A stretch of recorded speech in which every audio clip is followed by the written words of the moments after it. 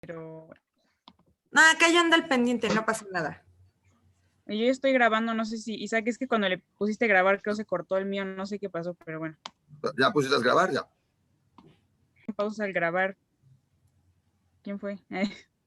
Bueno. Ok. Bueno, ya están uniendo más. Bienvenidos a todos. Ya somos aquí, pues ya varios. Vamos a dar inicio ya en unos minutos. Nada más estamos esperando que un poquito más se conectaran para ya poder dar inicio con esta entrevista y ya presentarnos formalmente ante todos y que pues no se pierdan como pues nuestra, o sea, la historia que se va a contar o la explicación, etcétera. Entonces, ok, nada más demos un minutito más. Ahí se están uniendo unos más también.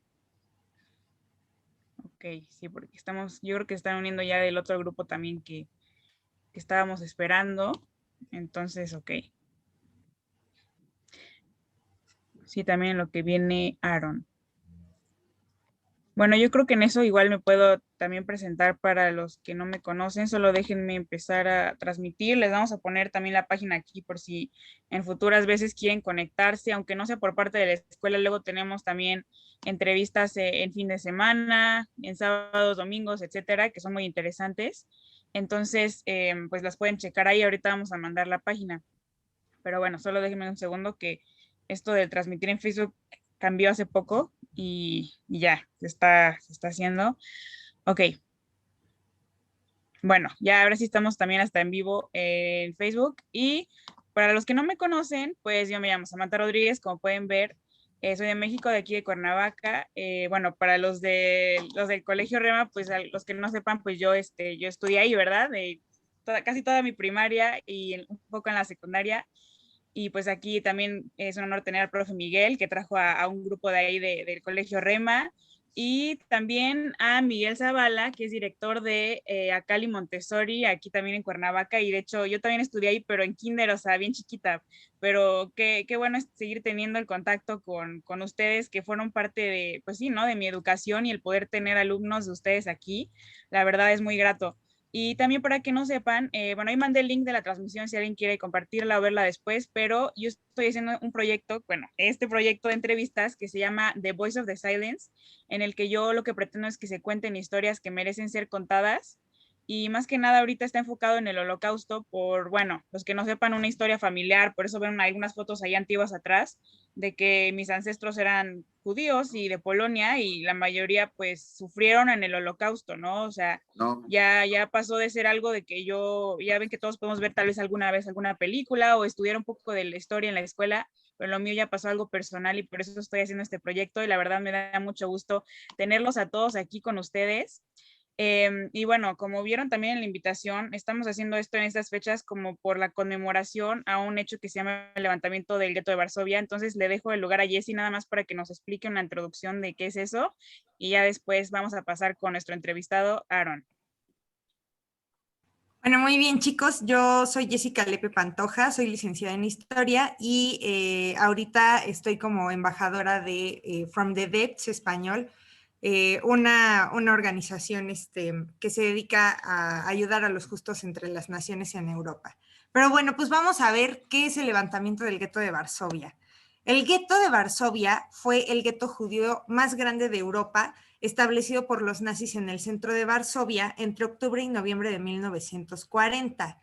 En él fueron confinados 450,000 judíos de Polonia, aproximadamente el 3% de la población polaca de la época.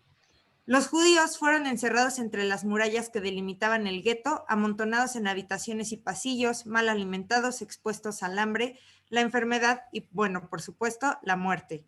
En medio de este terrible entorno, en 1942, los nazis comenzaron las deportaciones del gueto a los campos de concentración y exterminio como parte de la llamada solución final, la decisión de aniquilar sistemáticamente a los judíos haciendo uso de las cámaras de gas.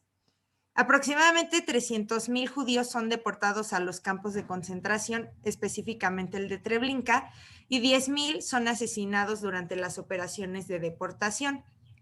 De esos 450,000 judíos reunidos inicialmente en el gueto, quedaron únicamente 60,000. Un grupo de jóvenes judíos sobrevivientes del gueto formaron la Organización Judía de Combate como una unidad de autodefensa contra los nazis. A estos se les unió la Unión Militar Judía y aunque había tensión entre ambos grupos, decidieron trabajar juntos para evitar la destrucción del gueto por parte de los nazis. Y bueno, juntos eran casi 1000 combatientes judíos contra los soldados alemanes. En el 19 de enero de 1943, la noche de la Pascua judía, los nazis llegaron al gueto con la orden de liquidar a los judíos restantes y destruir el gueto. Los combatientes judíos estaban preparados con armas y herramientas que consiguieron en el mercado negro o que habían robado de sus empleos.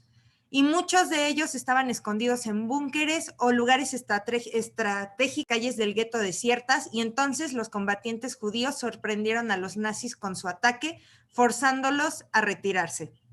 Después de 3 días de lucha, los alemanes suspendieron los intentos por deportar a los judíos restantes y comenzaron la operación para aplastar a la resistencia con el auxilio de las SS, la Fuerza Especial de Hitler. Aunque las fuerzas alemanas quebraron la resistencia militar a los pocos días del levantamiento, muchas personas y grupos pequeños se escondieron y lucharon contra los alemanes durante casi un mes.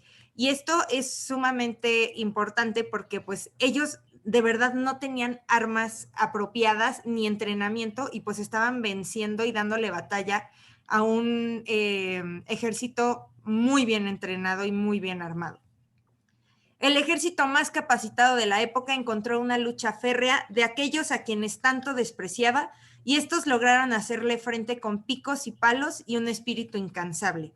Hoy recibimos a los descendientes de 2 valientes hombres que fueron parte de la resistencia judía en este y otros momentos históricos, 2 hombres que nunca se dieron por vencidos y que hoy seguimos recordando su historia. Demos la bienvenida a Leo Galek, nieto del sobreviviente Bernardo Galek, y a Aaron Gilbert, hijo del sobreviviente de Shea Gilbert. Muchas gracias, Jessie, y bueno, Aaron, por estar aquí. Entonces vamos así a comenzar queremos escuchar la historia de Shea Gilbert. Ya habíamos tenido a Aaron y muchas gracias en una conmemoración, pero fue muy breve, ¿verdad? La historia ahí que nos contó. Pero bueno, voy a empezar con esta pregunta de preguntarle dónde nació su papá, Shea Gilbert. Ok, gracias por la invitación, gracias a todos. Felicidades a Isaac nuevamente y empiezo con contestarte. Si te digo el nombre del pueblo de mi papá o del abuelo de León, va a pasar desapercibido. Se llamaba Chechanov y era un pueblo que estaba a 90 kilómetros al norte de Varsovia. Pero quiero empezar hablando con los muchachos, ¿no? Que a fin de cuentas, quiero empezar por aclarar 5 términos muy importantes en cualquier plática de Holocausto. Claro, porque adelante. yo mismo me he confundido en la historia y quiero que ellos lo entiendan. Número 1, gueto. 2, campo de concentración. 3, campo de exterminio. 4, solución final. 5, marcha de la muerte. Durante toda la guerra, estos 5 términos se fueron encimando uno tras otro y la gente llega a confundirlos tremendamente. Yo nací en México en 1949, tan solo 4 años después de que terminara la guerra. Ustedes oyen 300,000 judíos del gueto de Varsovia, 6 millones de judíos masacrados durante el Holocausto, 50 millones de seres humanos que murieron durante la guerra. Pero son números, muchachos. Hoy quiero aterrizar, pasar del maximi al minimi. Voy a hablar de mi familia. Y desde alguna manera indirecta, León terminará hablando de su familia, ya que nuestras familias se conocieron desde hace 200 o 300 años. Y hasta hoy en día seguimos en contacto, ya no en Polonia, pero sí en México. Gueto. 1939 empieza la guerra. 1 de septiembre los alemanes invaden Polonia y lo primero que hacen es empezar a poner a judíos en guetos. Sí, el gueto de Varsovia es el gueto más conocido junto con el gueto de Lodz, pero hubo decenas, si no centenas de guetos. ¿Y qué era un gueto, jóvenes? En el pueblo donde vivía la gente, en lugar de que cada quien pudiera vivir en una zona, los metían a zonas propias, en zonas muy limitadas. Hoy seguimos hablando de guetos en el Bronx y seguimos hablando de guetos en las zonas pobres de África. Es donde la gente de poder, la gente que controla, logra meter al resto de la gente. Mi abuelo Aarón, del que yo llevo su nombre, era un hombre muy rico. Él tenía una fábrica de carruajes. Les estoy hablando de principios de los 1900. No había carros de motor todavía. El señor Ford, el señor Chevrolet, el señor Cadillac, todavía no vendían coches. En esa época, Europa se movía en carruajes. Y mi abuelo tenía una fábrica de estos.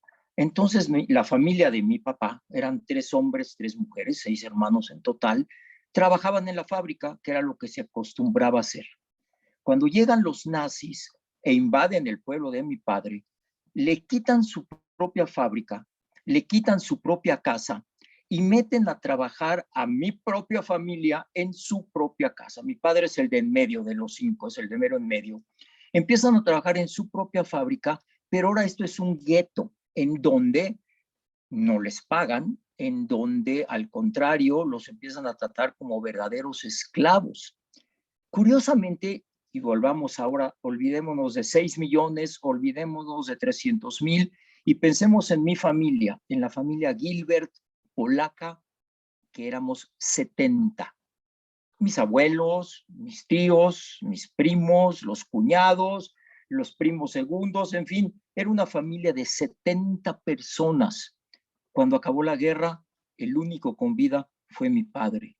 69 miembros de mi familia fueron eliminados durante el Holocausto. ¿Y quién fue el primero de ellos? Mi abuelo. Me llamo Aarón, como les decía, en nombre de mi abuelo, puesto que entre los judíos de origen ashkenazita ponemos nombre de gente muerta.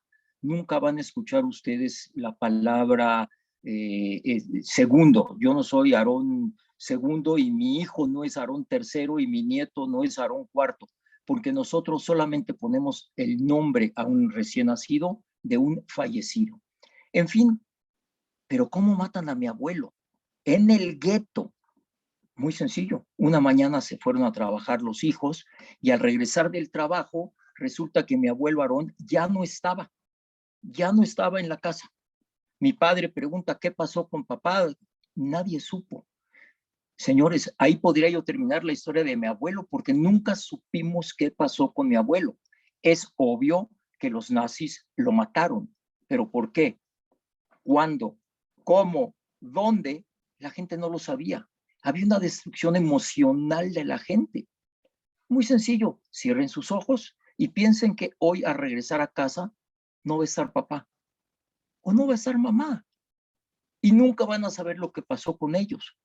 Mi padre sí lo supo, pero muchísimos años después yo ya había nacido, yo ya vivía, bueno, mi padre vivía en México, obviamente, cuando llegó a manos de mi papá una foto de la lápida de mi abuelo, lo cual era muy raro que en esa época sucediera. Y cuento la historia rápidamente.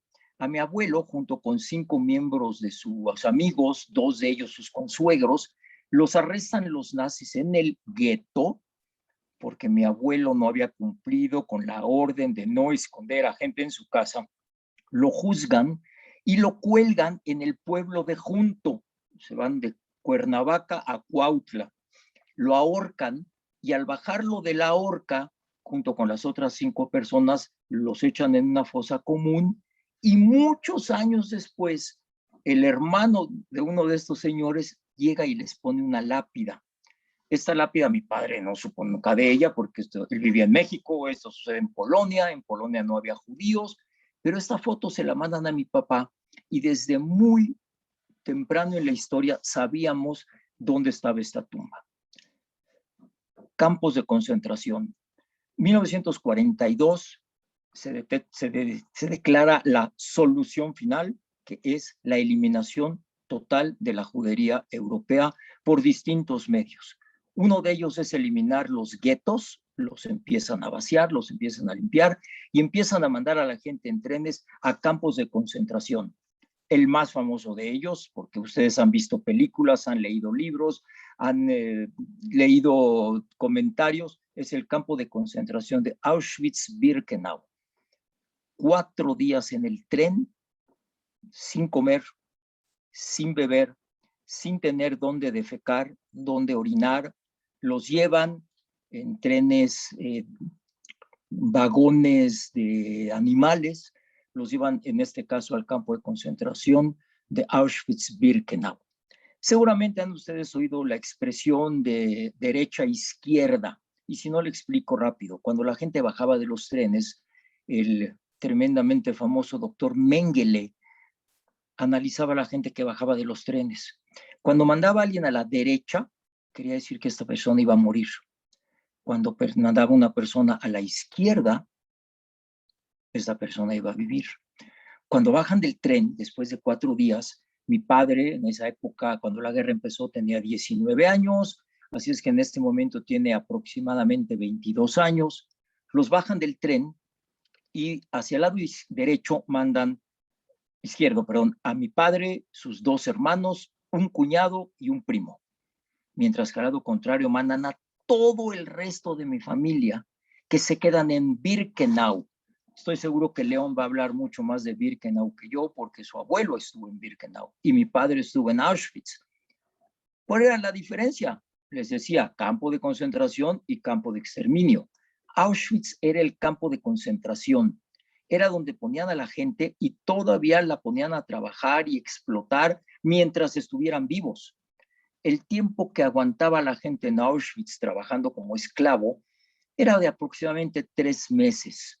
Mi papá, y no me pregunten por qué, aguantó 26 meses en el campo de concentración de Auschwitz. Pero cuando bajan el tren y mandan a todas las mujeres, mis primos, pura gente que obviamente yo nunca conocí, pero esa era mi familia, los mandan al lado contrario, se quedan en Birkenau. En este momento la gente que bajaban del tren no sabía lo que estaba pasando. No seamos inteligentes. Hoy, porque lo hemos leído y lo hemos entendido, y a veces la gente pregunta por qué la gente no hizo nada, por qué no se escapó, porque es muy fácil decirlo en este momento, pero cuando ellos lo estaban viviendo, ni siquiera sabían a dónde los habían llevado. Ellos estaban con la idea de que habían llegado a Alemania, porque así les habían dicho desde que los subieron al tren. Los vamos a llevar a Alemania para que nos ayuden con el esfuerzo de la guerra. Ellos nunca salieron de Alemania. Auschwitz está junto a Cracovia. Cracovia, muy conocida porque es donde nació el Papa Juan Pablo II. Era tan cerca del uno del otro que la gente en Cracovia sabía lo que estaba pasando en el campo de concentración de Auschwitz. Esto cuando alguien dice, es que no sabíamos lo que estaba pasando, es un absurdo verdadero. Desde el simple momento en que llegaban trenes cargados de gente y salían los trenes vacíos, pocos días después llegaban más trenes con más gente y volvían a seguir los trenes vacíos. La lógica de 2 más 2 es 4 aplicaba perfectamente a que todo el mundo sabía lo que estaba pasando ahí. Tal vez no sabían cómo. Mi padre llega al campo de concentración, dura 26 meses. El otro de mi familia se queda en el campo de exterminio y muere ese mismo día en las cámaras de gas. Mi abuela, mis 2 tías carnales, otra tía casada con mi tío que estaba embarazada en el 9º mes, todos los niños de la familia, desde 10 años, 8 años, 5 años, 1 año, todos fueron gaseados el mismo día en las cámaras de gas y después en los crematorios de Birkenau. Cierto, se llama Auschwitz-Birkenau, pero les repito, estamos hablando de 2 lugares totalmente pegados entre sí, pero que no es lo mismo. Están ustedes viendo la entrada del tren y al fondo se ve Birkenau. Lo que ustedes están viendo es la entrada al campo de exterminio. El campo de concentración se llegaba por auto, se llevaba por camión, no había de hacer. Este es el campo de concentración de Auschwitz. Como ven arriba dice Arbeit macht frei, que traducido es el trabajo les dará la libertad. Mi padre nunca vio esta señal porque él entró por atrás, llamémosla así. Él entró desde el tren, desde Birkenau, le asignaron su caseta, que es donde él sobrevivió. Entonces hemos hablado de un gueto, un campo de concentración, un campo de exterminio, la solución final. Yo le preguntaba mucho a mi papá cómo había hecho para sobrevivir. Y aquí es donde cada uno de los sobrevivientes, que afortunadamente hoy, gente ya de 90 o 100 años, puede contar historias totalmente distintas. hay quien sobrevivió en los guetos, hay quien sobrevivió en los campos de concentración, hay quien sobrevivió escondido en un granero. Ustedes han leído seguramente la historia de Ana Frank, que es una de las historias del Holocausto más conocida. La gente que sobrevivió, que en este caso solamente fue el padre de Ana Frank, sobrevivió de 1000 maneras y tuvieron que rehacer su vida de 1000 maneras también. En el caso de mi papá, decidió vivir, decidió ser un hombre feliz, y cuando por fin logra llegar a México en 1947, conoce a quien fuera después mi mamá, se casan, terminamos siendo 5 hermanos, y mi papá siempre me pidió: Aarón, cuando alguien te invite a dar una plática sobre lo que pasó en esos momentos, nunca lo niegues, por favor, dala. A lo que yo les digo: entonces cuéntame tu historia a mí. Yo no quiero saber la historia por películas o por libros. A lo que él me decía: y sabes que tienes razón. Toda la gente que ve las películas y lee los libros y oye conferencias no puede siquiera imaginar lo que era sobrevivir un día en Auschwitz. Un día. Papá, cuéntame. Pues ya, bueno, te voy a contar un día de los muchos que tuve que pasar ahí.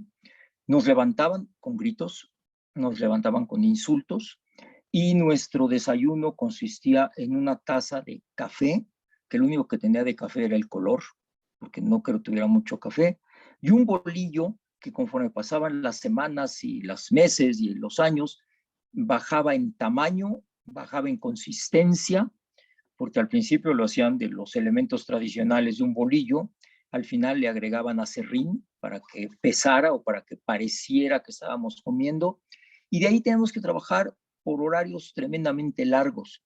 Y quiero decirles, jóvenes, que Polonia, Auschwitz en este caso, no tiene el clima de nuestro México o de nuestra Cuernavaca, la ciudad de la eterna primavera. Las nevadas eran muy terribles y ellos no estaban equipados con ropa especial, con zapatos especiales. Y si estaba nevando, ellos tenían que seguir trabajando. Y no había un break para tomar un cafecito a media tarde. Y no era cubrirme bajo un techo cuando esté lloviendo. Naturalmente, mucha de esta gente enferma.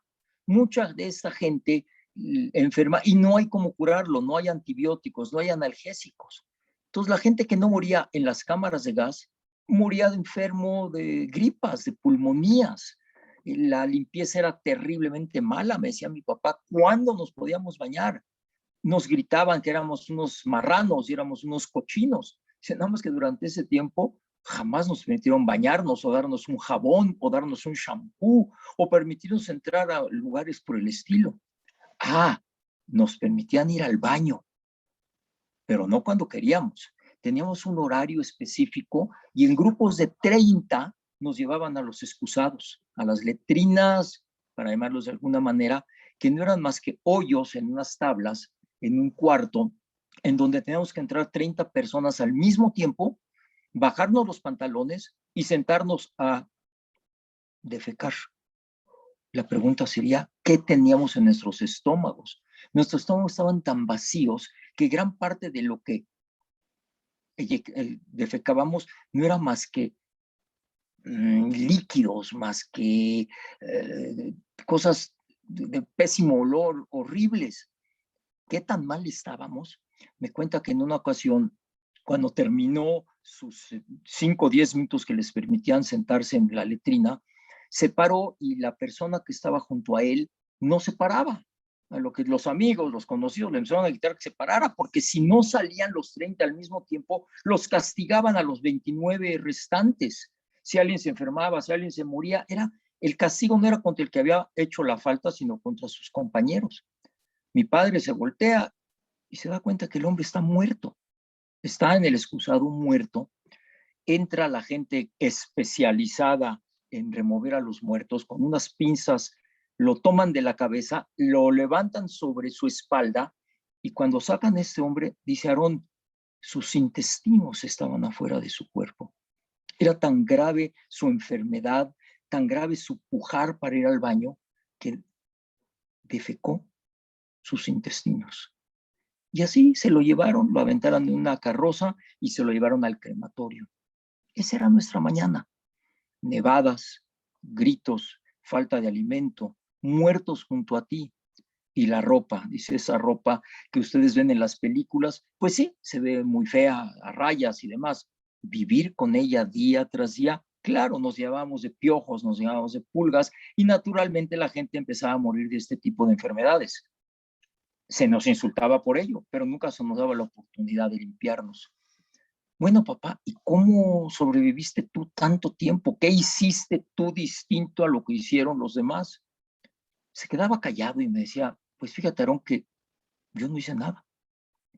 Dice, mira, a la gente que era muy rica, nos habían quitado el dinero. Yo venía de una familia muy rica, en el mismo gueto nos quitan todo, y llegando al campo de concentración no tenía yo absolutamente nada más que la ropa que me dieron y unos zapatos que, por cierto, me quedaban muy mal. A los inteligentes, hablemos de rabinos, de curas, de filósofos, los mataban muy rápido, porque los nazis no querían dentro de los campos de concentración tener a gente pensante, era más fácil acabar con ellos. Fuerte, dice, mira, la fuerza se te iba agotando día con día. De hecho, dice, cuando empezó la guerra, yo pesaba más de 80 kilos. Cuando acabé la guerra, pesaba yo 33 kilos.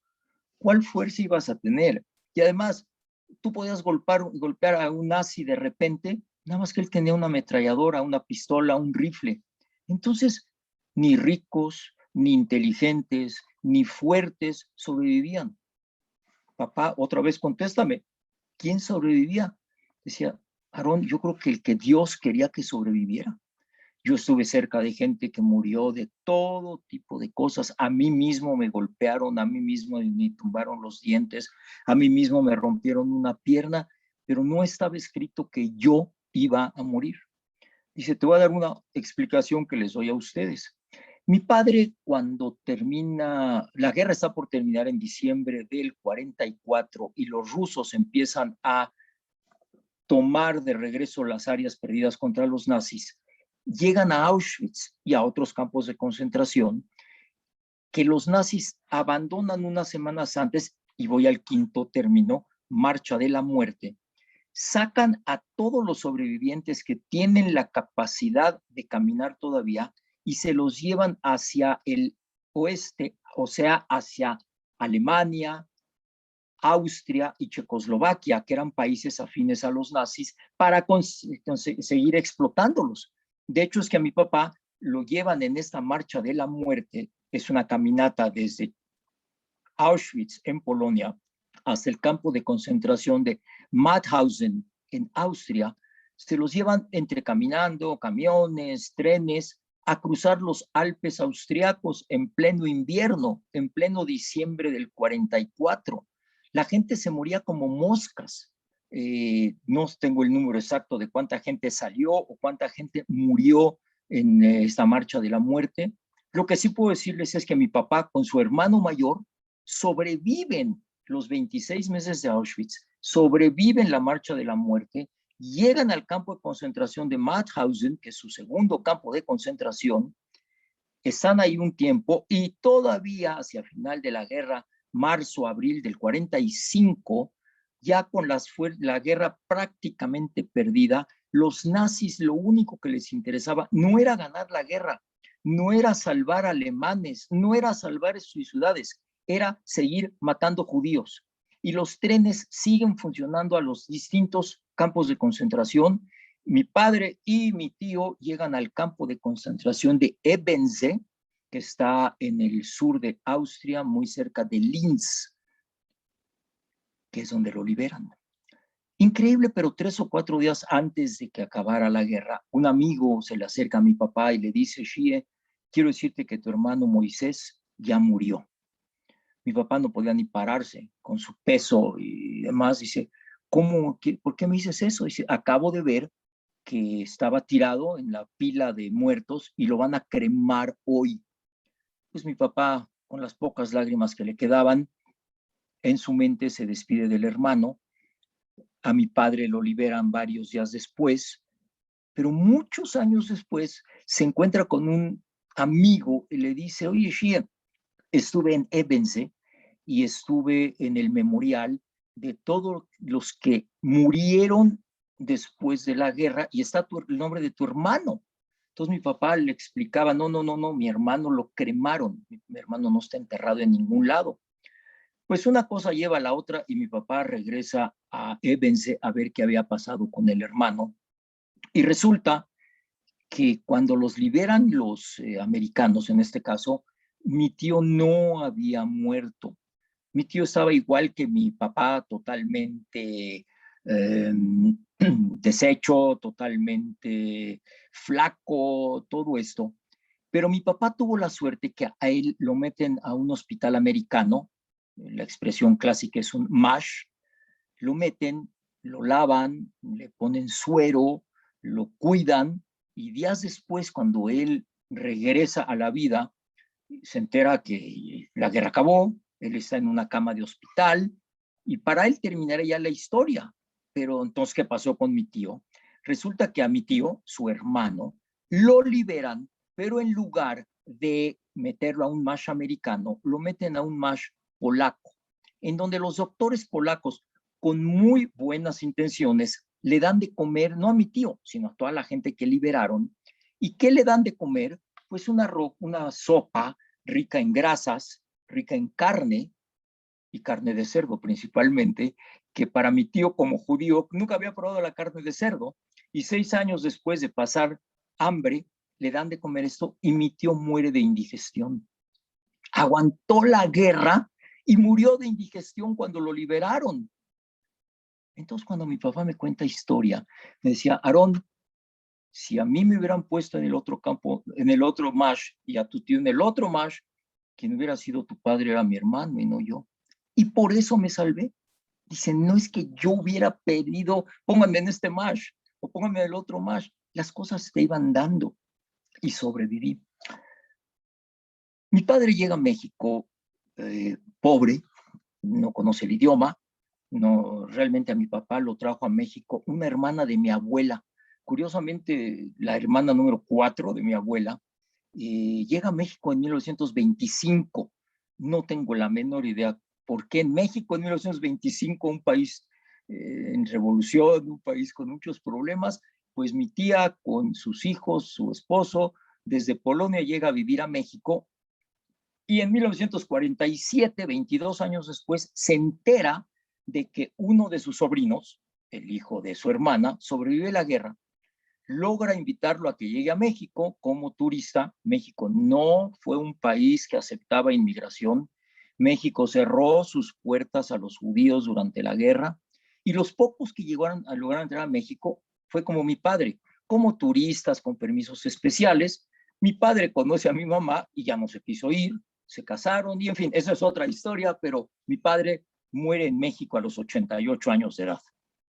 El caso es que yo siempre le preguntaba, papá, cuéntame más y más y más de tu historia. Y aquí es donde estamos muy unidos con la familia Galek, que León va a seguir platicando esto, porque resulta que ya siendo yo un hombre casado, con hijos, un día mi papá me dice que va a regresar al pueblo, que sí va a ir al pueblo a ver qué quedó de su familia y que curiosamente se va a ir con su amigo Bernardo Galek, las esposas de ambos y otra pareja de amigos. Pues en ese momento el hijo de don Bernardo y tu servidor pedimos a nuestros padres nos lleven con ellos. ¿Cómo es posible que van a regresar al pueblo y nosotros no? Ante lo cual, las 3 parejas de gente adulta y los 2 hijos de sobrevivientes nos embarcamos en esta historia de ir con nuestros padres, en especial 2 hombres de Chejánov, que eran amigos entre sí de toda la vida, que logran sobrevivir de formas muy distintas, pero a fin de cabo terminan viviendo en México, increíble, y siguen siendo amigos, y logramos regresar con ellos. Varsovia para nosotros en sí no tenía tanta importancia, porque si bien nuestros padres estuvieron en Varsovia, no estuvieron en el gueto de Varsovia, estuvieron en el gueto de Chejánov, pero pasaron juntos Auschwitz, Birkenau, Marcha de la Muerte, Liberación, y lo primero que logramos hacer fue encontrar el pueblo en el que estaba enterrado mi abuelo, un panteón totalmente deshecho. No había lápidas, no había tapas.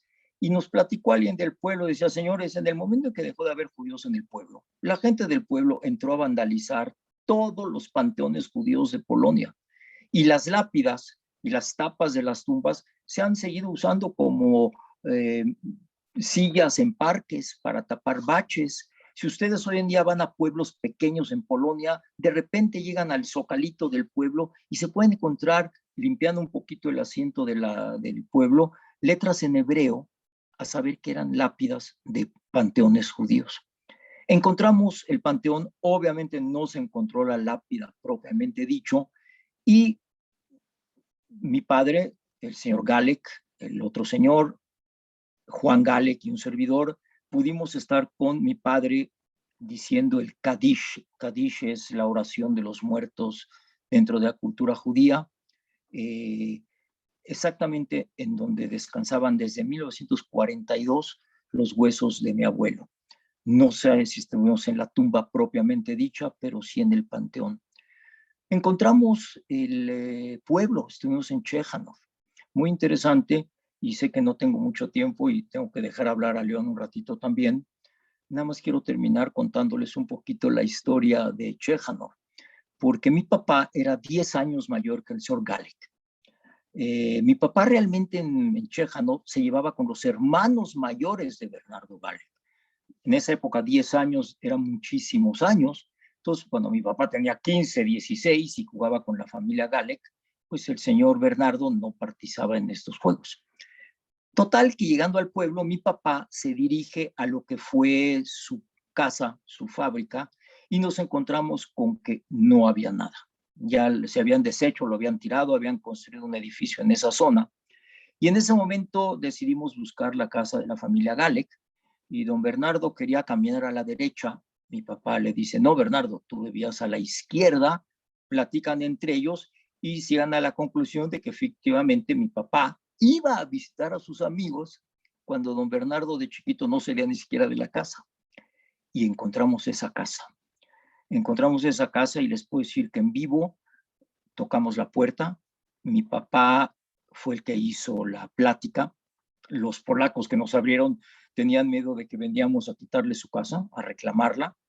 Y cuando terminamos de platicar y el señor Galek dio el primer paso en esa casa, nos paró, extendió sus manos, no nos dejó entrar, ni siquiera entró a él y nos dijo, es que esta ya no es mi casa.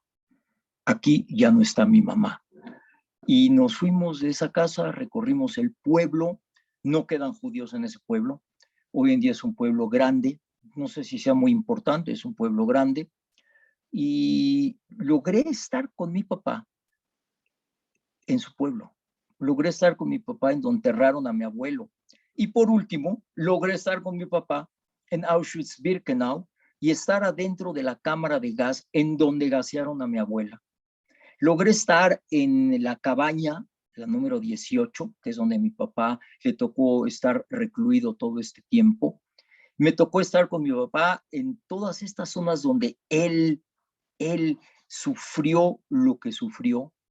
Y muchos años después me dijo, Aaron, me voy a morir alguna vez.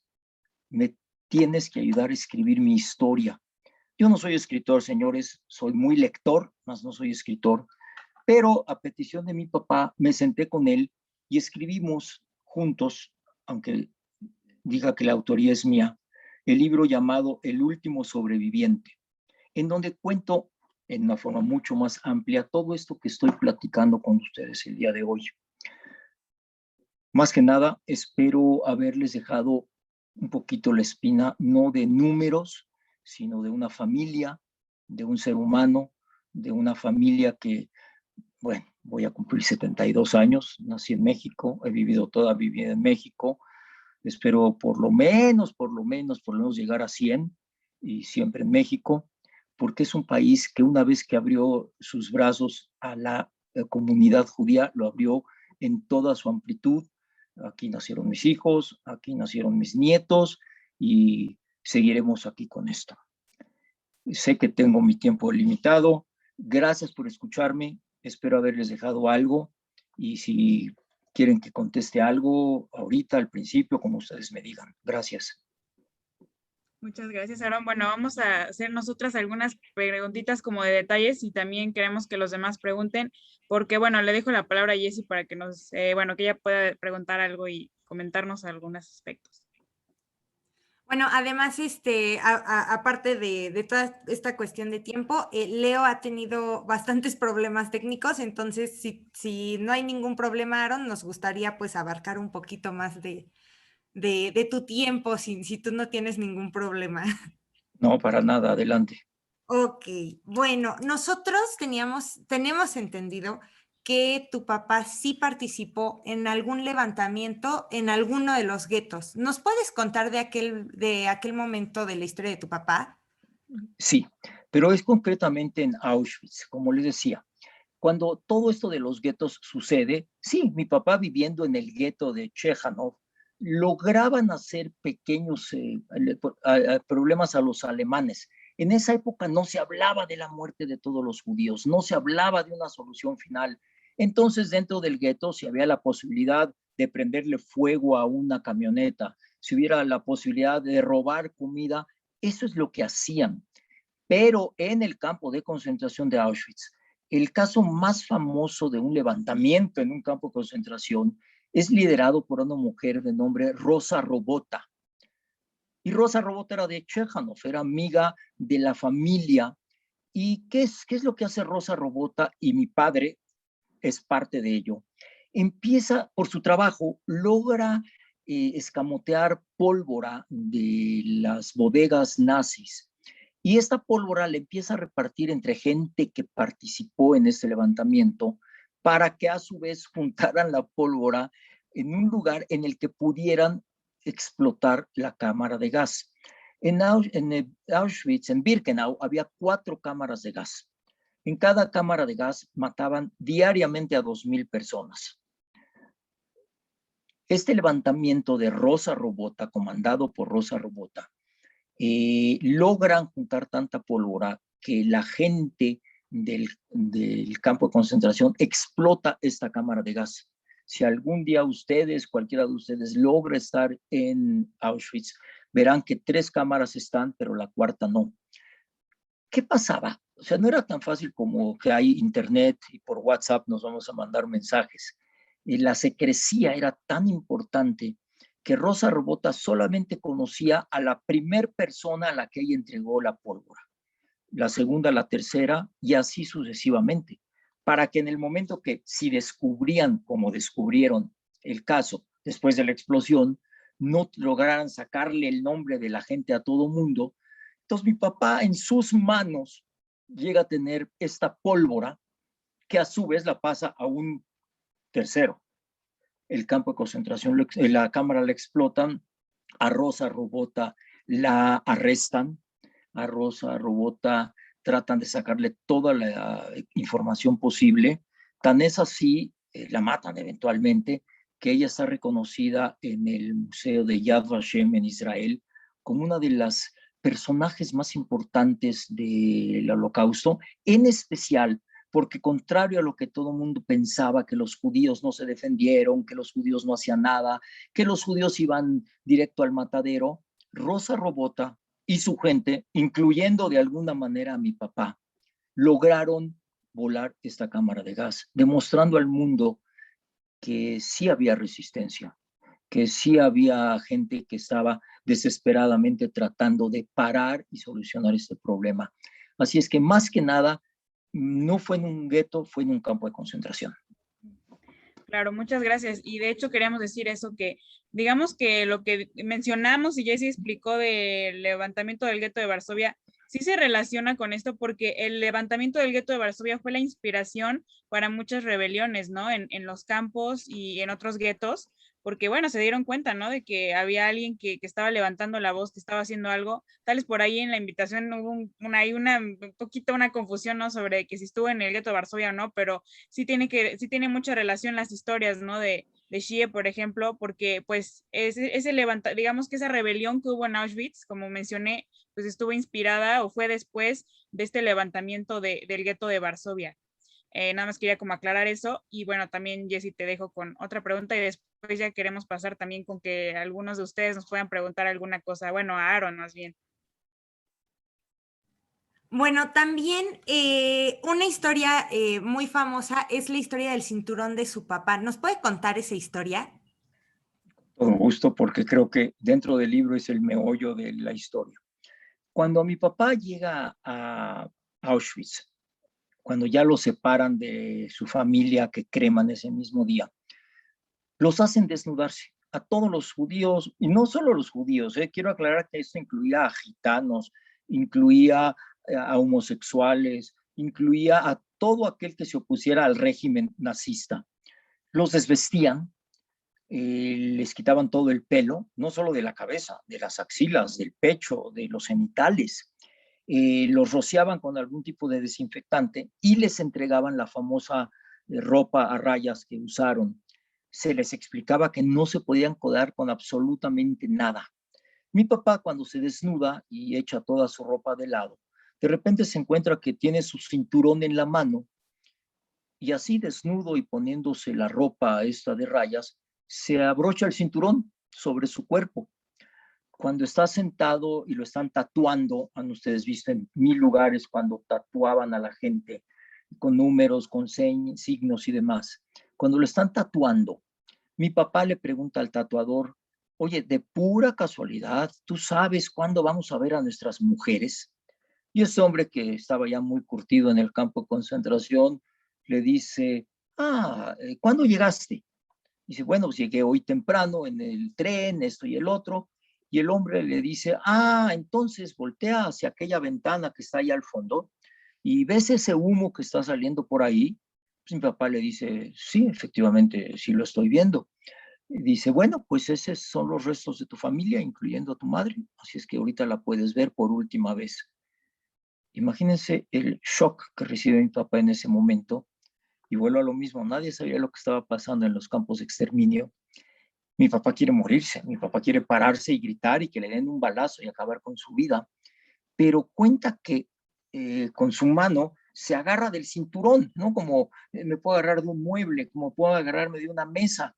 Él se agarra del cinturón y cuenta, hablando de los que quieran ser psicólogos, que su cinturón le dijo: no, Shie, no te puedes morir, porque si tú te mueres hoy, tu historia no la va a poder contar Aarón el 23 de abril de 2021 en el Zoom con Jessica Lepe. Y a partir de ese momento y durante todo el tiempo que duró el campo de concentración, más bien los tres campos, Auschwitz, Mauthausen, Ebensee, Marcha de la Muerte, mi papá tenía su cinturón. En broma decía: imagínate cuando empecé en el primer agujero, pesando 88 kilos, cómo terminó ese cinturón cuando pesaba yo 33 kilos. Cómo le íbamos haciendo agujeritos al cinturón para que me siguiera sirviendo. Cada vez que me sentía mal, cada vez que quería morirme, cada vez que me enfermaba, cada vez que ya estaba yo listo a que me llevaran a la cámara de gas, tomaba mi cinturón. Y mi cinturón me decía: no, Shie, recuerden lo que quedamos. Dice: y quien me mantuvo vivo fue poder hablar con mi cinturón durante toda la época del Holocausto.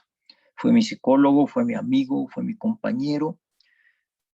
El día que me liberan en Ebensee y me meten al hospital, pues paso varios días, no sé si decir en estado de coma, pero muy grave. Y cuando me despierto y estoy en una cama de hospital, una sábana blanca, con suero en mi brazo, sintiéndome relativamente mejor, lo primero que quiero es hablar con mi cinturón y contarle dónde estamos. Al no tenerlo en mi cuerpo, empiezo a gritar: ¿dónde está mi cinturón? La gente no entiende qué importancia puede tener un cinturón en ese momento cuando ya salvaste tu vida. Y cuando le dicen: mire, señor, toda la ropa que ustedes tenían la tuvimos que quemar. Estaba llena de suciedad, estaba llena de excrementos, estaba llena de piojos, pulgas. No podíamos ni lavarla siquiera, no tenía caso. Todo se quemó, incluyendo su cinturón. Yo no sé si se lo dijeron bien. Mi papá le tomó unos segundos darse cuenta que efectivamente, y gracias a ese cinturón, la guerra había terminado y que el siguiente paso lo tendría que dar sin él. Él contaba mucho más bonito que yo esta historia de su cinturón y me cuenta que más de una ocasión, cuando fue a dar una plática a escuelas, sobre todo primarias y secundarias, No faltaba cuando él, al terminar su plática, algún joven de los que estaban en la plática se paraba y enfrente de él se quitaba su propio cinturón y le decía: señor Gilbert, no sea malito, llévese el mío. Y pues esa historia del cinturón se hizo muy famosa dentro de la familia, dentro de los conocidos, porque realmente gracias a ese cinturón logró sobrevivir. Wow, muchas gracias por contar eso. Yo creo que sí es algo súper peculiar e interesante, ¿no? Como el aferrarte, digamos, a un objeto que era también muy difícil que le hubieran permitido, obviamente no se dieron cuenta los soldados, ¿verdad? Que él se quedó con eso. Era muy difícil que les dejaran tener algún objeto, pero gracias a aferrarse a eso, ¿no? Fue que tuvo como esa esperanza de que algún día iba a salir, ¿no? Que iba a ser libre. Y bueno, yo sé que también está muy, bueno, hay como ocupaciones y todo, pero queremos pasar rápido unas preguntas. Como dijimos, creo que León por ahí nos estaba, creo que ha tenido muchas, bueno, no sé, no está aquí con nosotros, pero muchas gracias al señor Aarón por su historia, por la historia de su papá, que la verdad, como contábamos en nuestro evento anterior, eso es pasar la antorcha de la memoria, ¿no?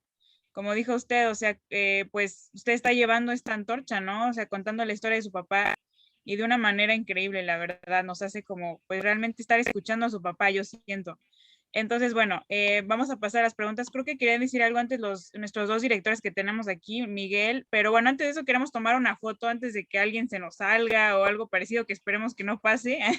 Entonces, si pueden activar sus cámaras, vamos a tomar una foto y ahorita ya le doy la palabra a los dos profes Miguel y a quien tenga alguna pregunta. Ok, bueno, estoy esperando aquí un minutito. Estoy viendo que están prendiendo sus cámaras. Ok. A ver, voy a dar un minutito más. Ok, ya estoy viendo más cámaras. Siguen prendiendo cámaras. Sí.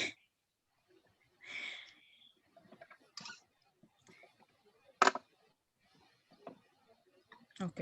Creo que ahora sí ya tenemos casi todos. Entonces voy a tomar la foto. Ok. Espérate, siguen prendiendo. Ya. Sí, ¿verdad? Ahora sí se animaron todos. Qué bueno, casi todos. Ahí van, siguen. Gracias. Ay, ok. Bueno, voy a ir tomando la primera página. Ok, 1, 2, 3. A ver, un segundito. Y la segunda, 1, 2, 3. Ya, ok. Muchas gracias. Bueno, entonces ahora le quiero dar primero la palabra al profe Miguel Ángel Plasencia, que bueno, creo que tenía algo que decir o alguna pregunta. Adelante.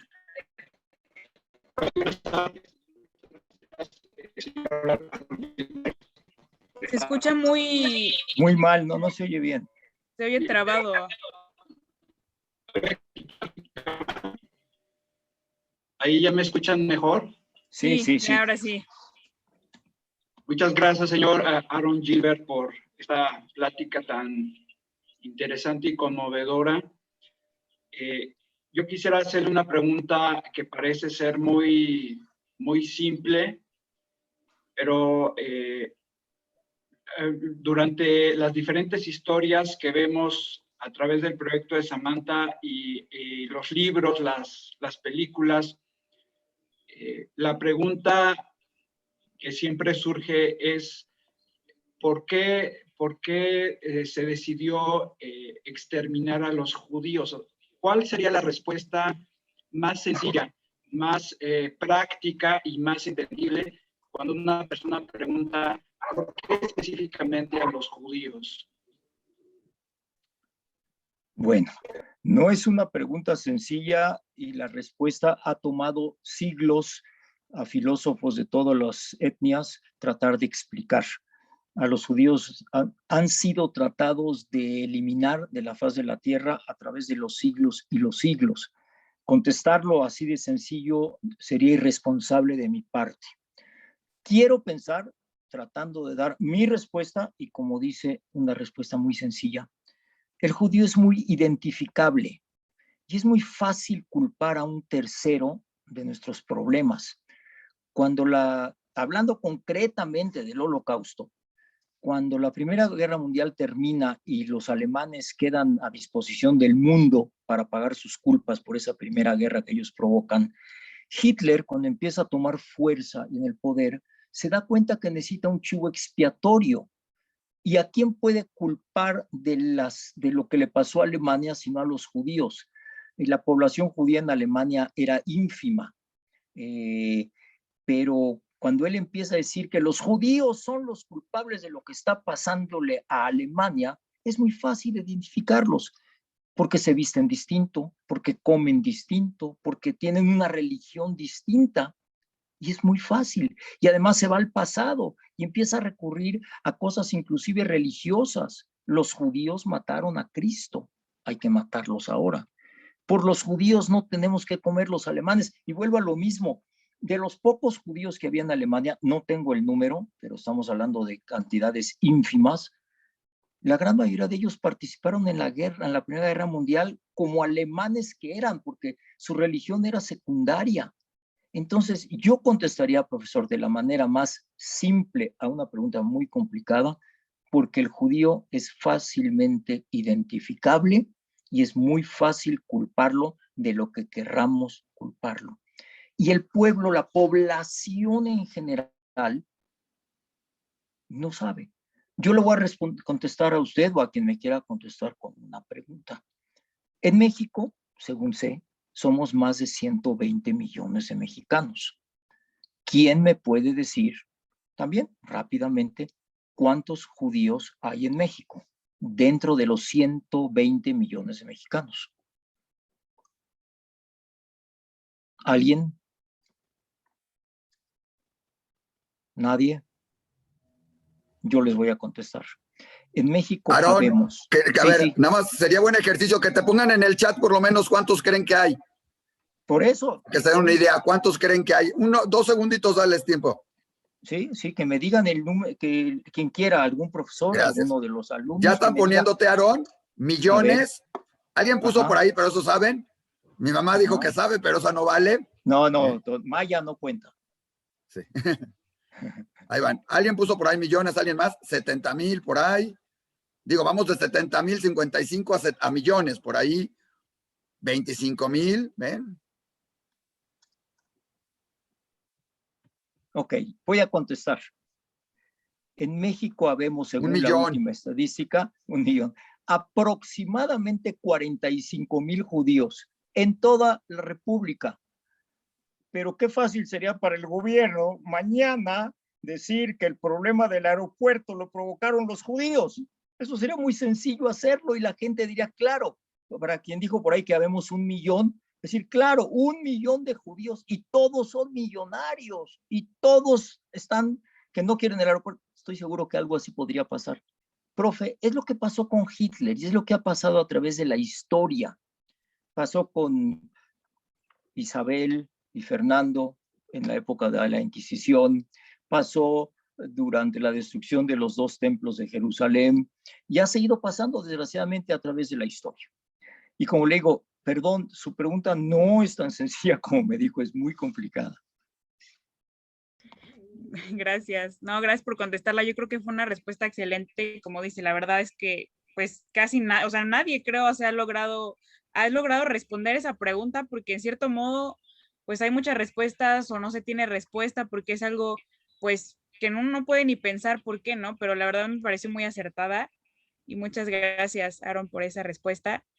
Bueno, le voy a dar la palabra también al profe Miguel Zavala y después queremos que alguno de los chavos hagan alguna pregunta, algo que les haya causado duda. Entonces, adelante.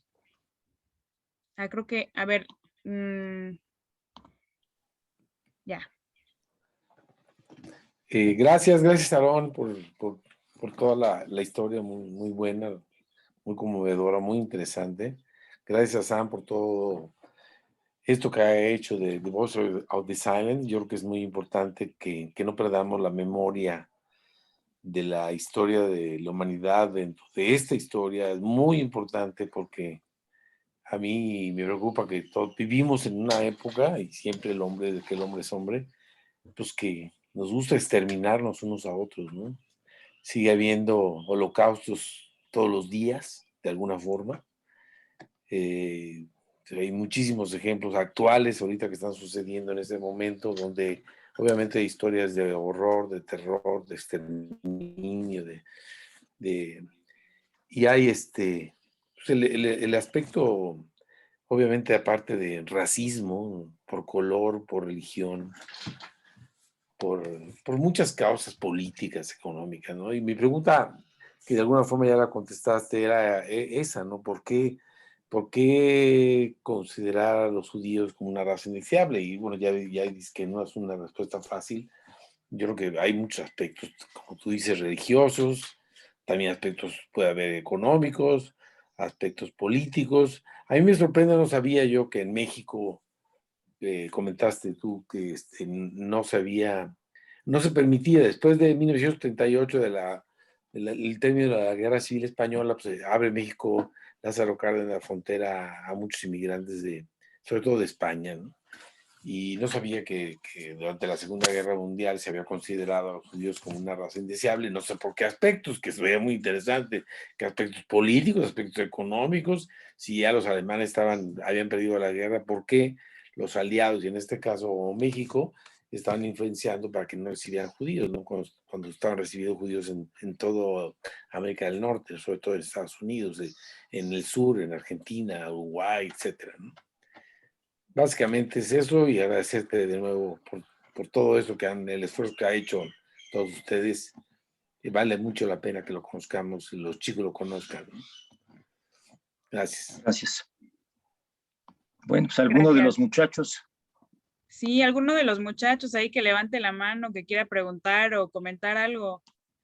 Ay, a ver, no sean penosos. Allá, ok, Luis Marín no quiere decir algo. A ver, te voy a activar el micrófono, te va a aparecer ahí un anuncio para que le pongas a activar. Ya. Yo tengo una pregunta. ¿Tu padre conoció a alguien que haya muerto después de la guerra por algún trauma? Y si sí, ¿por cuál? ¿O por cuáles? Ok, excelente tu pregunta, y mis respuestas van a ser bien largas. Voy a tratar de concentrarme porque sí, claro que conoció mucha gente. Ok, termina la guerra. En el caso de mi papá, no tiene dinero, no tiene familia, no tiene idioma, pero él es como es y logra salir adelante. ¿Qué pasa con una mujer que durante el Holocausto fue violada incontable número de veces, fue puesta a trabajar como prostituta en algún campo de concentración y logra sobrevivir la guerra? Muchas de estas mujeres no podían encarar el mundo de una manera tan sencilla. Permítanme decirles, muchachos, a ti y a todos, como mi papá me decía, la guerra más en el Holocausto, la Segunda Guerra Mundial, para nadie que la vivió hasta que muera, porque los traumas fueron gigantes. Estas mujeres, y sí, en especial una de ellas, te cuento toda la historia, preferían morir. Tengo una amiga muy cercana que siempre usaba una camisa, una blusa de mujer cerrada hasta arriba, siempre estaba cerrada hasta arriba y se ponía sus joyas encima de la blusa. Entonces mi papá en alguna ocasión le comentó, oye, ¿por qué haces eso? Eres tan bonita, tus ojos son tan llamativos. Por lo que esta señora le contestó, ¿quieres saber por qué estoy hasta arriba? Y dice, sí, claro. Entonces ella se abre ese primer botón de la blusa y le enseña que en el pecho tenía tatuada la palabra Hore, puta en alemán. Dice, sí, porque durante no sé cuántos años fui tratada como tal y no puedo permitir que mis hijas vean esto.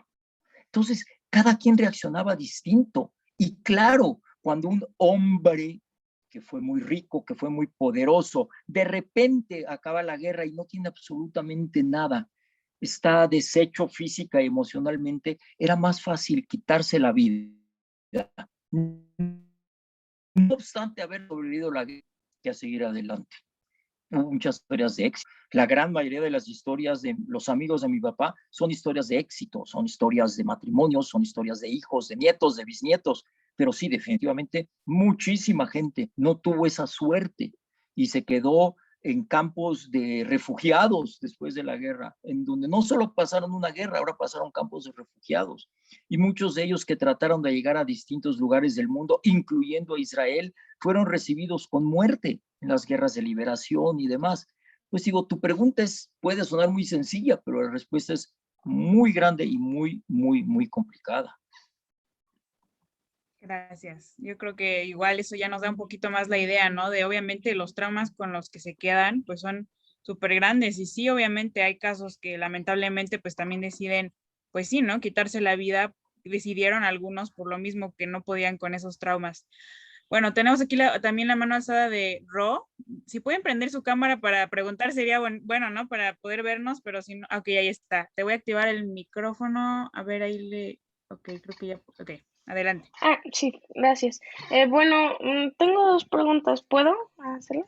Bueno, Claro. Sí. la primera pregunta es si hubo personas que intentaron ayudarles o tratar de sacarlos de esos lugares, así como externos que sabían que eso no estaba bien. Sí, para empezar, esta gente inclusive en el Museo de Yad Vashem en Israel son conocidos como justos entre las naciones. ¿Quién es un justo entre las naciones? Aquel que puso su vida de por medio para poder salvar a 1, a 10, a 100 o a 1000 judíos. Hay mucha gente dentro de este museo y te digo, sí se conocen como justos entre las naciones. El caso de Irena Sandler, una señora que lograba sacar a gente del gueto. El caso de Raúl Wallenberg, que eventualmente fue secuestrado por los rusos y nunca se supo de él. Y no me viene a la mente ahorita muchos nombres. El mismo caso de la famosa película de Schindler's List. Él también está justo entre las naciones. Así es que sí hubo mucha gente. Hay por ahí el caso del embajador japonés, el caso del embajador mexicano, se me está yendo su nombre, a ver si Isaac me ayuda, en España. Gilberto Bosques. Pero Gilberto no Bosques. O sea, sí existen documentados mucha gente que sí trató de ayudar. Pero eran dos preguntas. ¿Cuál es la segunda? Muchas gracias. Sí, y la otra era si ellos, como por ejemplo a escondidas o algo así, practicaban sus cultos o cosas así. Sí, definitivamente. Otra vez, no son fáciles las preguntas. Mira, hubo de todo. Hubo aquella gente muy religiosa, rabinos ortodoxos, que durante la guerra, al perder a sus seres queridos, deciden dejar de creer en Dios y viceversa. Hubo gente que, sin ser creyente, mucha de esa gente ni siquiera sabía que eran judíos. Acuérdense que Hitler decide que judío es aquel que desde su tercera generación viene un judío.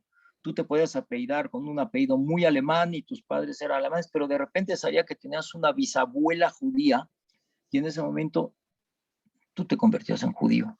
Ese judío nunca supo rezar, posiblemente nunca fue a una sinagoga y muchas veces dentro de la misma, de los mismos campos se vuelven religiosos. En el libro tengo un capítulo al respecto y les puedo contar varios, ¿no?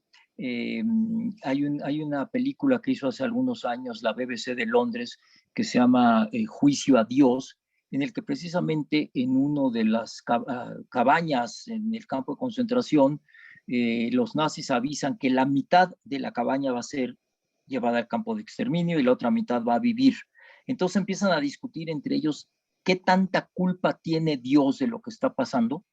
Y otra vez, el más religioso reniega, y el que nunca habló de religión es el que le pide a Dios que lo salve. Sí, mi papá, tan sencillo como eso, desde que llegó a México y conoció a mi madre, lo más importante para él fue una mujer judía para poder seguir practicando su religión. No tal vez como la practicaba en Polonia, pero pues mi papá, nosotros, sus hijos, nietos y demás, todos hemos seguido la línea de la religión judía como mis antepasados de Polonia. Entonces, sí seguían muchos de ellos su religión y morían diciendo la palabra Shema Israel, que quiere decir escúchame, oh Dios, el día que les tocaba morir. Muchas gracias. No faltaba más, gracias a ti. Gracias, Aaron. Sí, ¿no? Incluso hay registros de cultos clandestinos que tenían, por ejemplo, a veces en los campos, ¿no? Etcétera. Entonces sí es, pues sí es como algo igual súper amplio, pero muchas gracias, también muy buena respuesta. Tenemos aquí la mano levantada primero de Sara y luego de Valerie, entonces le voy a activar el micrófono a Sara para que pueda preguntar. Adelante. Sí, bueno, mi pregunta es, ¿cómo era la relación entre los que se encontraban dentro de los campos de concentración? Si se les permitía hablar entre ellos o no. Sí. No había, tal vez no puedan hablar cuando el nazi estaba dando una orden o cuando el nazi estaba poniéndolos a trabajar. Y si el platicar distraía sus actividades, pues recibían un golpe o una bala. Pero sí hablaban. Y otra vez hay que recurrir a la cuestión psicológica. Mi papá me contaba que su cabaña, que su camastro, había un agujero en el techo. Y por ese agujero él podía ver pasar a las aves. Entonces, en alguna ocasión decidió que iba a hablar con su papá a través de las aves. Y hablaba, y la persona que estaba junto a él intervenía en la plática, y aunque no hablaban entre sí, estaban hablando con Dios o estaban hablando con mi abuelo muerto. Y sí hablabas. Realmente el problema era la relación que empezaba a haber entre gente desesperada, porque ahora estamos muy tranquilos, tú y yo, platicando, nos referimos a usted, a tú, ¿cómo estás? Pero en ese momento, cuando la gente está enferma, golpeada, a punto de morir, no se hablaban como grandes amigos, no era el tema de quién ganó en el partido de fútbol y qué piensas hacer cuando acabe la guerra. Se hablaba, sí se hablaba, pero al mismo tiempo había que tener cuidado con quién y cómo hablabas, porque ese mismo señor que hoy estaba hablando contigo, mañana te robaba los zapatos. Y no porque no te quisiera a ti, sino porque se quería a sí mismo y necesitaba esos zapatos para sobrevivir a costa de tu vida. Así es que sí se hablaban, sobre todo estaban encerrados en la cabaña toda la noche y decidían hablar entre sí. No había un lineamiento de decir no puedes hablar jamás, no. Lo que sí les esforzaban era cuando estaba con los alemanes a no hablar en sus idiomas. Entonces, quien podía hablar en alemán se podía expresar un poco mejor que aquellos que llegando de distintos lugares del mundo no hablaban el idioma. Pero no estaba prohibido hablar. Gracias, Aaron. Bueno, no sé si Sara querías decir algo más, pero bueno. Sí, muchas gracias. Eso es todo. Gracias. Bueno, ok, tenemos aquí también a Valerie con la mano levantada, entonces te voy a activar el micrófono. Ya creo que ya lo puedes activar. No te escuchas.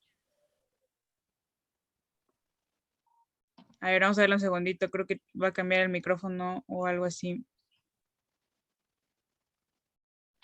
Bueno, si quieres, le damos la palabra a ahí es que no ve el nombre, porque tiene como primero Colegio Rima. Emiliano. Ajá, y si quieres arregla eso del micro. Entonces, a ver, te voy a activar el micro, Emiliano. Creo que le puedes ahí dar clic.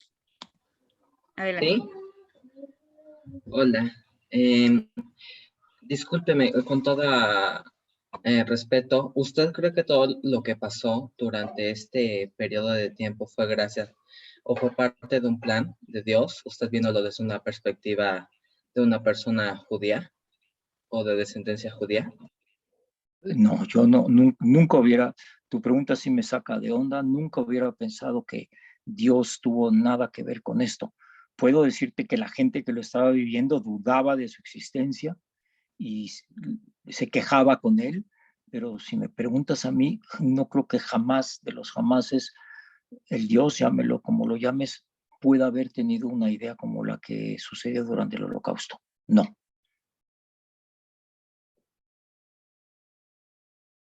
Gracias. Ok, muchas gracias. Esa era mi pregunta. Ok, bueno, tenemos a Valerie, a Andrés y a Juan, pero vamos a ver si Valerie ya resolvió lo del micrófono. No, todavía no te escuchamos. Bueno, ahorita silencio, pero aún así no te escuchamos. Bueno, o quieres que creo que estaba en el chat. A ver, trata de hablar. No, ya. Bueno, No, no se escucha. Bueno, ella escribió en el chat que su pregunta es, ¿qué es lo mejor que pudiste aprender sobre todo lo que contó tu padre o algo que tuviste muy presente de parte de él? Buena pregunta. Mira, mi papá dentro de su tristeza, dentro de la desgracia que vivió, siempre fue positivo. Inclusive, fíjate que me enseñó que cuando él hablaba del holocausto y de la gente que lo había perpetuado, siempre fue muy cuidadoso en decir los nazis. Mi papá nunca se refirió al pueblo alemán como el perpetuador. Él decía el nazi, la gente que lo hizo, porque de esta manera él liberaba al resto de la población alemana de lo que estaba sucediendo a través del nazismo, del nacionalsocialismo. Y cuando él daba pláticas que aprendí de él y muchas veces fui con él hasta que él falleció y me pidió que yo lo hiciera, nunca lo oí en una plática decir una leperada. De hecho, y pensándolo bien, en mi casa jamás oí una leperada. Era más fácil oírla entre los hermanos cuando nos peleábamos a que mi papá dijera una leperada o nos golpeara. Fue algo que aprendí de él, que el mundo necesita más felicidad, que el mundo no necesita de agresión y mucho menos contra la agresión. Él cuando acabó la guerra, como mucha gente, tuvo la oportunidad de tener en sus manos un bat, una pistola, un palo y romperle la crisma al primer alemán que tuviera enfrente de sí. Lo pudo hacer, porque una vez que lo liberan, él termina viviendo en Italia antes de llegar a México. Pues sí, él me decía que entre Ebense y Santa María de Bagni en Italia, le tocó estar pegado a alemanes o a nazis, que la gente los insultaba, la gente les escupía, la gente les daba una cachetada cuando los veían pasar, con toda la tranquilidad del mundo. Mi papá dice, yo lo pude hacer, pero en ese momento me convertía igual que ellos. Mi papá es el parado del lado izquierdo, en Santa María de Bagni, después de que acabara la guerra y ya recuperando su peso. Entonces, pues, ¿qué aprendí de él? En que realmente la vida se vive diariamente y hay que vivirla de la mejor manera. Y consta que no me lo platicaba, no era psicólogo, no era del que me contaba poemas, hoy en día que tantos memes nos llegan de que hay que ser bueno y darle gracias a Dios porque nos despertamos y porque sí podemos ver. Mi papá no me lo platicaba así, mi papá me lo demostraba haciéndolo y toda la gente que he conocido en los últimos años, que de alguna manera conocieron a mi papá, me platican exactamente lo que les estoy diciendo. ¿Cómo es posible que un señor que vivió lo que vivió fuera tan positivo, tan alegre, tan platicador y nunca agresivo, nunca insultador, nunca amargado? Eso es lo que me enseñó. Claro, muchas gracias. Yo creo que es lo más importante, ¿no? El vivir, como dices, feliz y en paz y demostrar eso. Bueno, creo que tenemos ahí otra preguntita, una o dos para ya poder terminar por el tiempo, pero yo tengo esta pregunta sobre aquí esta foto, o sea, ¿por qué dice que estaba con sus compañeros de la Resistencia en 1946? No, esta foto es después de, no, hay algún problema en el pie de foto, porque Ok. ahí, sí, ahí no está tan joven ya, no, Claro. es otra cosa. Ok, perfecto. Bueno, tenemos aquí a Juan Luis que tenía la mano levantada. Si puedes también prender tu cámara estaría muy bien, pero si no, pues tampoco no te preocupes. Ah, hola, mi pregunta era que cuál llegó a ser la reacción que tuvieron al ser liberados de los campos de concentración. Bueno, creo que sí expliqué un poquito al respecto. Cuando los liberan, mi papá estaba totalmente deshecho física y emocionalmente, y literalmente lo llevan casi como un cadáver hacia el hospital, en donde, te digo, lo lavan, lo cambian, y cuando él se despierta, pues me imagino que le debe haber tomado un buen tiempo entender lo que estaba pasando y que había terminado lo que había terminado. Pero, ¿qué seguía? Eso sería más que nada la pregunta, ¿no? Ok, acabó el holocausto, ok, ya no me van a matar los nazis, ¿y qué sigue en mi vida? Estaba tumbado en un camastro, en un hospital.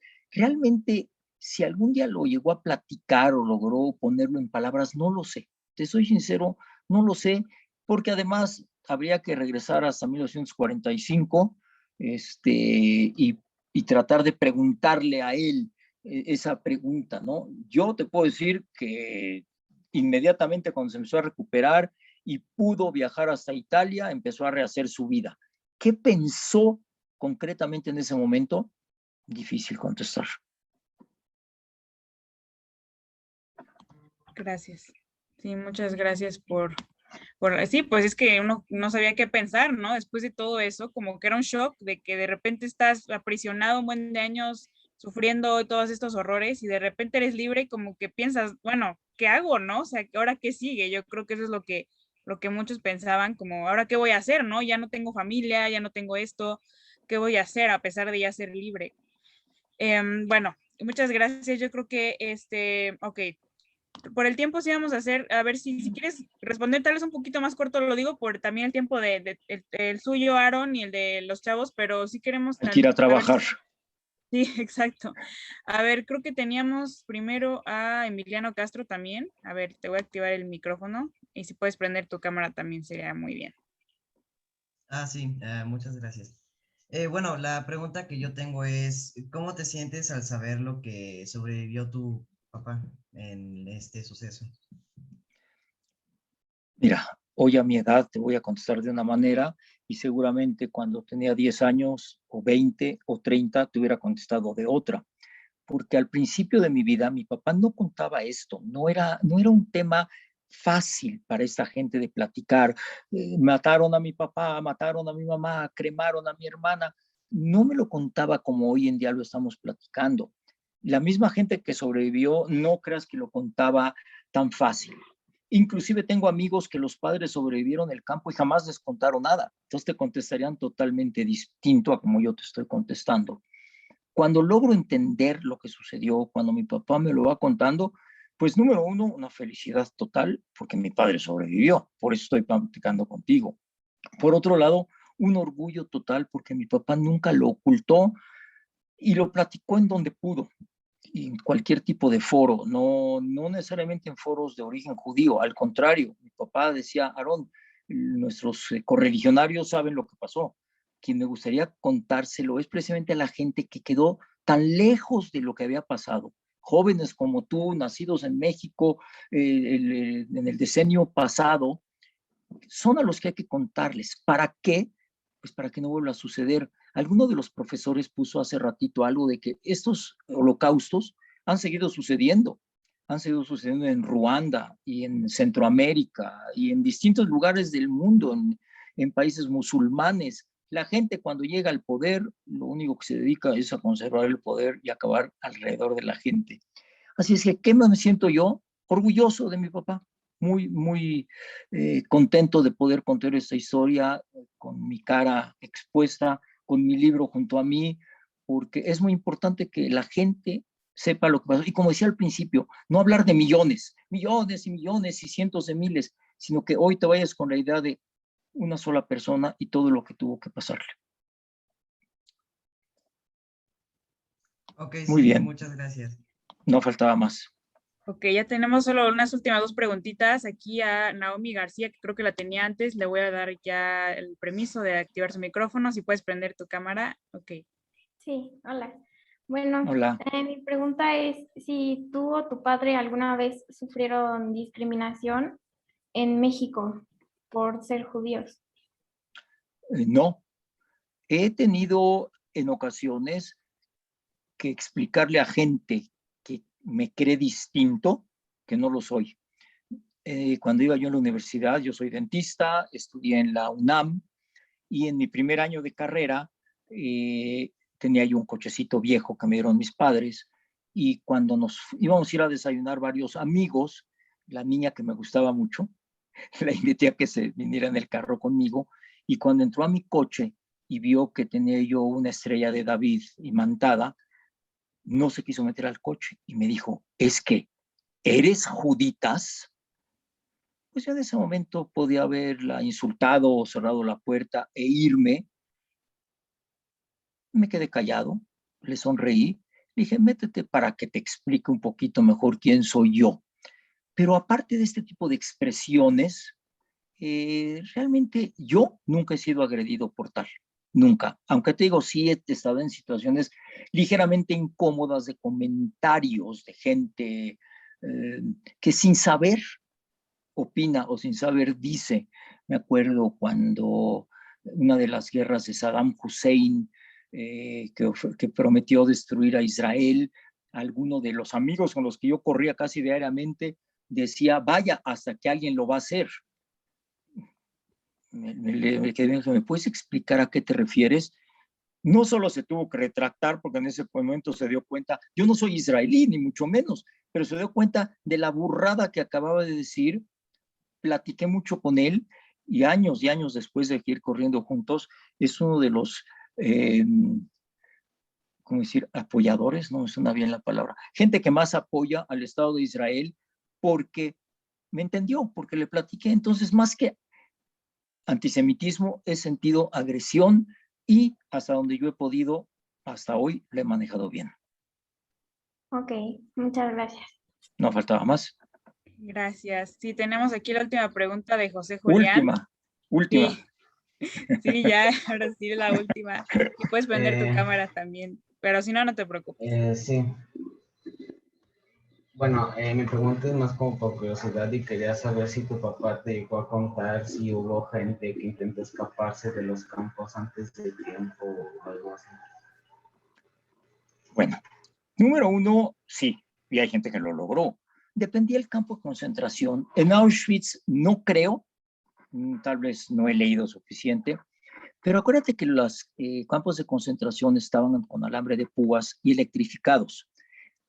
¿Cómo se escapaba la gente? Y te va a sonar al revés mi contestación, cuando se quería suicidar. Se escapaba matándose. ¿Y cómo lo hacían? Caminaban hacia el alambre de púas. Es muy curioso porque cuando algún nazi los veía acercándose hacia la alambrada, a sabiendas de que se querían suicidar, el nazi le disparaba y decía, si te vas a morir es por mí, no por ti. Pero los que sí lograban llegar hasta los campos electrificados, lo hacían porque estaban no pensando en que lo iban a brincar, ellos sabían que no podían escaparse, pero era tan grande su sufrimiento que la única manera de sobrevivir era escapándose, dejando su vida ahí. Entonces, pero sí hubo campos de concentración, Sobibor, si no me equivoco, es uno de los campos de concentración que más lograron escaparse gente. Un tío mío, otro hermano de mi papá, logró sobrevivir, aunque murió luego muy joven, en otro campo de concentración cerca del mar Báltico. O sea, sí hubo mucha gente que trató, muy pocos lo lograron, y bueno, una vez que lo lograban se volvían partisanos, sobrevivieron muy escondidos, pero sí había gente que escapaba. Ok. Bueno, muchas gracias. Sí, era muy... José. Era muy complicado que alguien, escapara, o sea, súper difícil, pero bueno. Gracias, Aarón, de verdad, por tu tiempo. Gracias también a los chicos que preguntaron, que estuvieron atentos, al profesor Miguel Zavala, al profesor Miguel Plasencia. Y bueno, antes de terminar, quiero compartir, como siempre, una sorpresa con ustedes. Bueno, hice como un pequeño poema en honor a Shea Gilbert. Entonces lo voy a compartir y lo voy a leer. Okay. Esperen un segundito. Aquí está. Bueno, dice así. Perdió la esperanza, pero no la bonanza. Trabajó y en grande sufrió, pero valiente fue y venció. Se opuso a la maldad. Un milagro fue su realidad. Un símbolo fue su cinturón hasta que tuvo salvación.